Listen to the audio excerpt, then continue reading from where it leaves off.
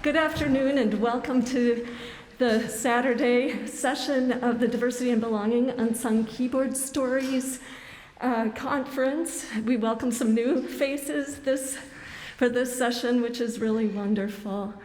So one of the really heartwarming aspects that we're finding that's occurring during this conference is that there's sort of a spider web of networks that are starting to occur from presenter to presenter and participant to participant in our conversations and in our ideas of how we can carry the goals of this conference forward in our own work. And that spider web actually started early on with our next two presenters. So we have Chee here from the Diné clan, Navajo, who is a composer, a wonderful composer, composing on Navajo themes, and also a pianist. And then Joel Schoenhals, a concert pianist and pedagogue. And the two of them had started collaborating when Joel commissioned Connor for the piece that Joel will premiere here today, world premiere, called Sand Paintings. And Joel and I were talking about this, and I became more and more interested, and then that turned into both of them submitting call for proposals for our CFPs, and we're so thrilled that this congruence now is meeting at this moment. I would urge you to look at the websites of these two presenters, ConnorChee.com and JoelSchoenhals.com. And I would just mention that yesterday, Connor was in a panel led by Dr. Louise Toppin, and he showed us a video of a weaving song that he composed, a piece for piano. And in this video, you see a woman, a Navajo woman, weaving a very beautiful rug. And it's so colorful, and that sort of has that quality, too, of many individual threads coming together to make something beautiful. And I think that synergy is present with us today, and particularly in these upcoming two presentations. So I invite you to find two places in your program. First, for Chee, page 16 in your program book, and then have a thumb in page 41 for Joel Schoenhals' program. And at the same time, if you didn't pick this up yet, there's a handout outside the door that gives some description as well as a visual representation of sand paintings, a wonderful keepsake from today's events. And now, please join me in welcoming Chee.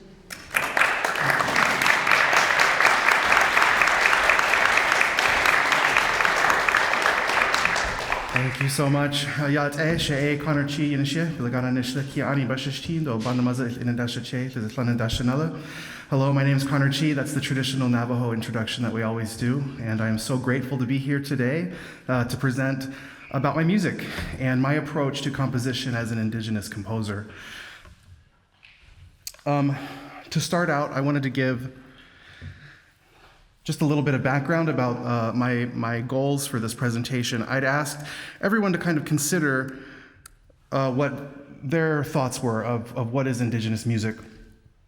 And my purpose is not to give a tutorial on how to compose Indigenous music, because really only Indigenous people can do that, but more to give some background to performers and educators and audience members to perhaps have a new perspective on what it is to experience Indigenous music. So some of the topics that I will be covering are the tonalities, the meter, the formal structures, the methods of development that are a little bit different than maybe what we're used to, and the cultural inspirations behind the music. I'm going to do this with a set of pieces that I composed called Navajo Vocables for piano. For those not familiar, the vocables are these non-lexical syllables that is used in Indigenous music to carry the melodies and to signify the formal structures.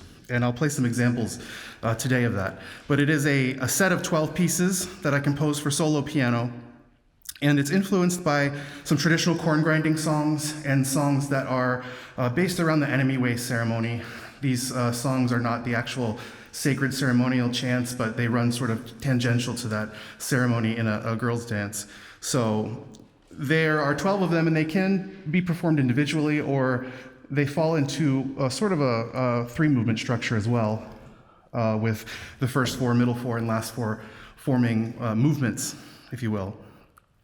The corn grinding songs, originally obviously accompanied that task, but today they're also performed just for their musical value. You can hear them live streaming on Facebook and YouTube and on the radio and on CDs. So it's a little bit of a different experience today.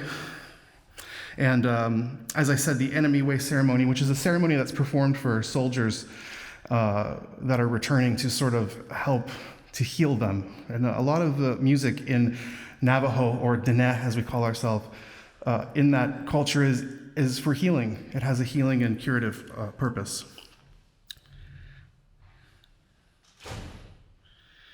So the vocable that I'm going to play first, and I'll go ahead and play these as a set after I finish, just to save time.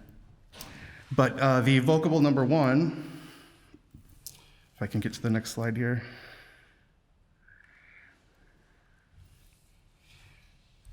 The number 4 is sacred in Dene culture because there are 4 directions, 4 seasons. We have 4 sacred mountains, and traditionally it doesn't have harmony in our music, in the chants. And so that's something that I added when I was composing these pieces. And so I took that number 4 to influence how I was going to treat the harmonies. And so really sticking to a lot of quintal and quartal harmonies and being drawn to that interval of a fourth to support the other things that I was doing in the music and the melodies that I was using. Repetition is also a method of development that's important in the culture. In most of the pieces, and a lot of the pieces, the melodies and themes are repeated 4 times, just as they are in ceremony. We'll often perform the chant in each direction to serve that healing purpose of the music. And for the corn grinding songs, there are the vocables that form these little motifs that sort of set them apart as corn grinding songs. And you might hear those commonalities throughout the pieces and also in these audio examples that I'm going to perform.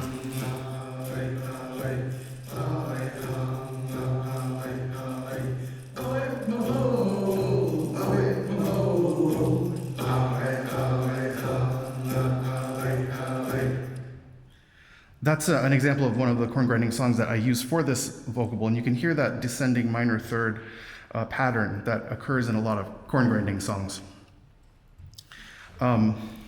For the next one that I'll perform, which is sort of the first piece that opens up the second movement, if you see it that way, the vocable number 5. Instead of just focusing on melodic content, this center part of the pieces focuses on the rhythm. And in traditional music, it flows freely between duple and triple, and the meter changes frequently just to suit the melody or to suit whatever purpose that the music is serving. And so that's basically what this piece is doing, is focusing not on the melodic content, but just on the rhythmic structure, the metric structure. And it's a bit more minimalist, and it really forms organically, again, drawing from that interval of the fourth.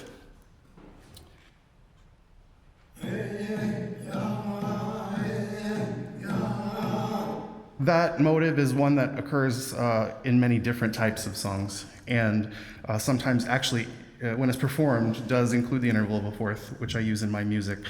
Sometimes it's just on one note, but the rhythm comes back, and that's very common, and that sort of brings together a lot of the music. That's my grandfather, Chee, who inspired a lot of what I was doing, because this kind of started as a preservation project, and this is one of the recordings that I made of him in his traditional home, the Hogan. And so for the vocable, number 8, I actually took the rhythmic structure of that particular song that he sings and expanded that for the 3 pieces that come before. And so it's sort of an augmentation of this rhythmic structure that you're going to hear in these pieces.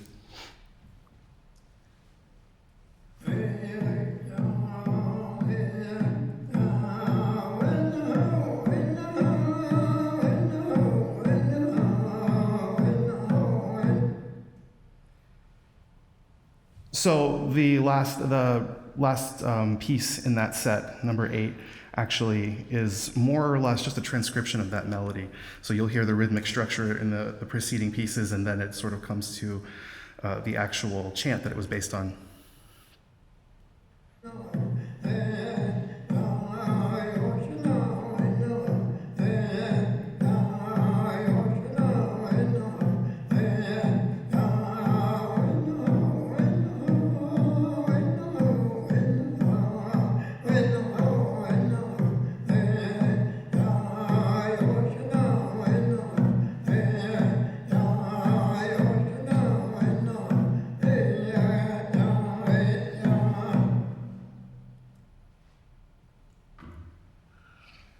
For number 9 and 12, which are also based on corn grinding songs, it does use those melodies from the traditional chants, again, in this final movement of the works. It also has an ABA form, and I added a middle section that was sort of culturally inspired, not necessarily from the music itself, but everything that the music comes from in our practices and our customs. An interesting thing about this melody is that the collection of tones, which is often pentatonic, could suggest a C-sharp minor, but it actually, I decided to place it in a G-sharp minor setting with the key signature and within these set of pieces that move by fifth as you go through them, because it's a little bit of a different idea of what the tonal center is for these traditional chants. And the G-sharp would really be sort of the tonal center of this piece, even though the collection of tones might be seen in a different way. And the middle section was sort of, and the opening was inspired by a theme that comes back in a lot of these corn grinding songs. Traditionally, the women would be grinding the corn, and so the baby would be taken care of by the dad or someone else. And so one of the things that they'll talk about in the sections that have words is of a baby crying for its mom. So mom needs to hurry up and finish the work so that she can get back to the baby that needs her.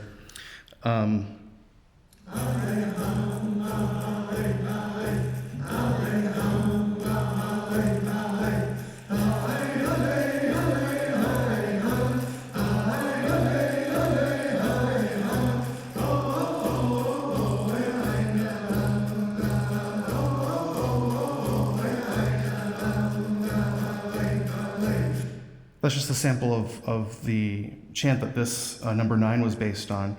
And number 12, which ends all of the pieces in the collection, has elements of all of those things in it, as well as some of the hurried aspects in some of the themes in the songs. So I will go ahead and perform these pieces as they're listed in your program, and then I'm going to conclude with a few words about sand paintings.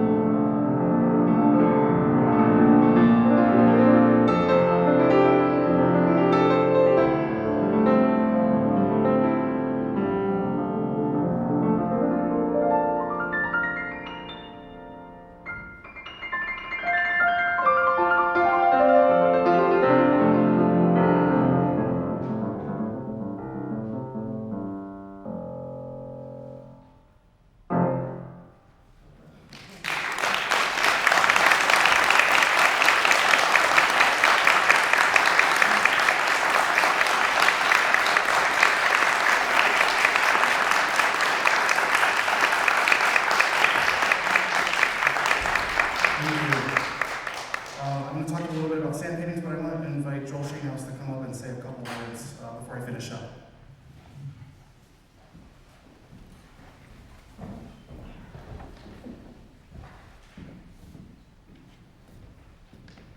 Hello, everyone.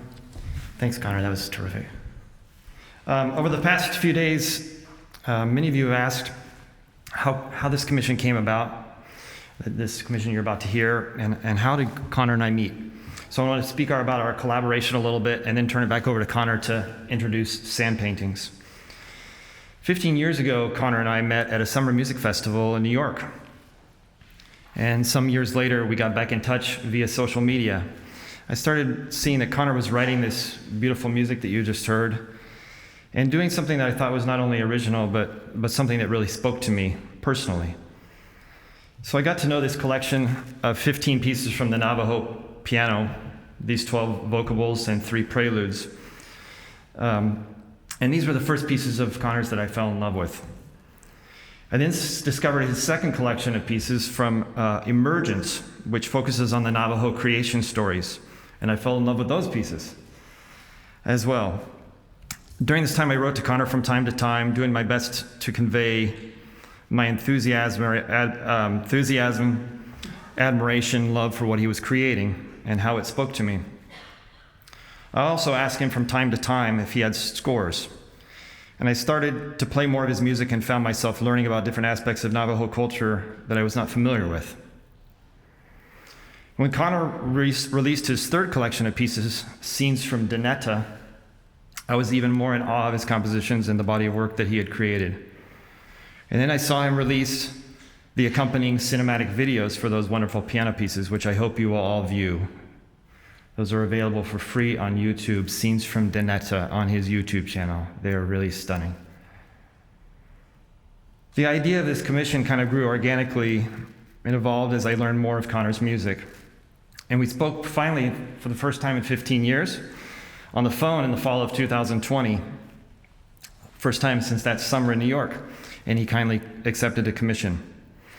I received 2 small grants for this commission, but primarily individuals came forward to express interest in making this happen. Some of those individuals are here today, and I'm very grateful for this family of support that brought this about. Connor and I spoke a few times regarding what the pieces could be, and while it was left open-ended, I had expressed some interest in Navajo healing practices. What Connor composed is sand paintings for piano, a 45-minute set of 16 pieces. I really appreciate this opportunity today to premiere this work, and I want to offer special thanks to Pamela Ryder-Feenstra, Mark Clegg, the whole team for this conference. It's been an important weekend. For me, the best music engages musicians on all levels: intellectual, emotional, physical, and spiritual. And great music grows with me, where I find deeper areas of connection in each parts of myself in these areas over time. And sand paintings does this for me daily.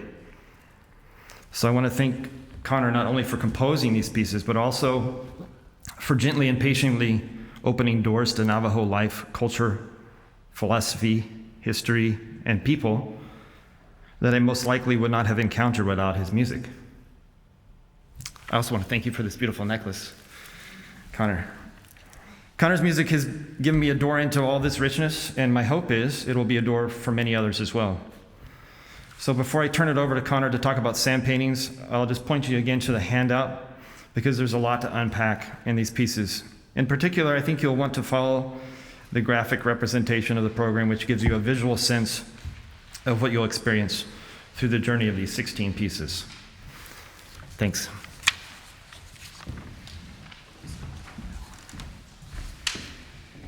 Thank you, Joel. I'm just going to quickly talk about just a few of the musical aspects you can see in the handout. I was drawn to this, the sand paintings, because it really, to me, was very much like music, because traditional sand paintings, although you can get some that you can display as art, traditional sand paintings are used for healing, and they only last during the ceremony. They use the sand to paint the picture for whatever purpose, and then it's gathered up at the end. So it's very similar to music, where you have to experience it in time. in this curative purpose, in the traditional homes, the Hogan, the door always faces the east, and that's where you enter, and you always move clockwise through the home.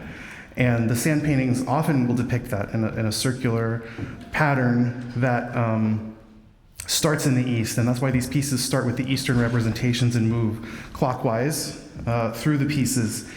And the themes, and I'll show you just a crude graphic representation of what a sand painting might look like. And you can see how these same graphics will rotate for each direction, starting with the east. And so for the themes, I wanted to do something similar, starting with the east and moving to the north. So the northern melodies are actually the original melodies that I composed. And starting with the east, that's actually an inversion of each melody. And the next one would be the retrograde inversion, so that's sort of a mirror image. As you can see, the north and south mirror each other, east and west mirror each other. So do these pieces in melodic content. And so heading to the western pieces, which are the retrograde, and finally, in the northern pieces, you get the original balanced form. And so that, to me, was my way of conveying that healing and curative purpose as you move through these pieces to finally find that balance in the original form. So thank you all so much, and thank you, Joel, and everyone that's organized this conference. It's been a huge pleasure, and I'm so grateful. So thank you.